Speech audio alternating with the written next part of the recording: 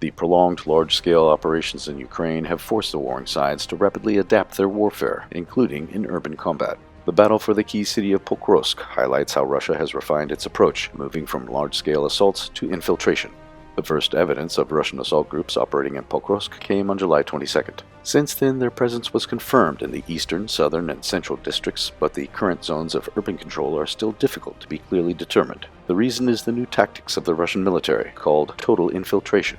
Russia's urban warfare tactics have evolved through three distinct phases. The first was exemplified by the first major urban battle of Mariupol. This was a brutal, large-scale siege where overwhelming firepower and total encirclement crushed Ukrainian resistance. Russian forces relied on heavy armor, artillery, and air superiority.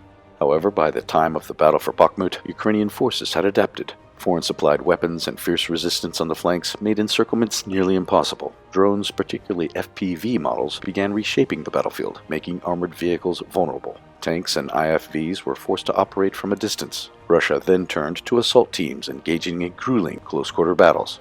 Today in Pokrovsk, Russia's tactics have shifted again. Small reconnaissance and sabotage groups operate deep behind Ukrainian lines amid growing pressure on the flanks. Unlike Mariupol or Bakhmut, Pokrovsk sees minimal use of armored vehicles. Tanks have largely been withdrawn from urban combat due to the extreme threat posed by drones. Instead, Russian forces rely on extremely small, fast-moving assault teams, often comprised of just 2 to 4 soldiers. The goal is to infiltrate, isolate, and overwhelm Ukrainian positions without exposing large formations to drone strikes. The attack groups are aimed at swiftly crossing the kill zone undetected, often on motorcycles or other light vehicles. Unlike the tanks, the deployment of a large number of UAVs against such small, maneuverable targets is no longer profitable. This approach exploits Ukraine's manpower shortages. Massive strikes with glide bombs and artillery shelling still largely soften defenses before infantry advances. The depleted and scattered Ukrainian defenses can no longer withstand these dotted but massive attacks, allowing Russian squads to slip through and gain footholds.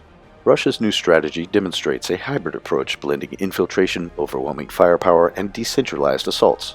The Pokrovsk battle suggests that an individual soldier's skills now matter more than ever. With fewer supporting assets, each fighter must be proficient in multiple roles, such as drone operation, medical aid, and survival behind enemy lines. Urban warfare is no longer about brute force, but about adaptability, stealth, and outthinking the enemy.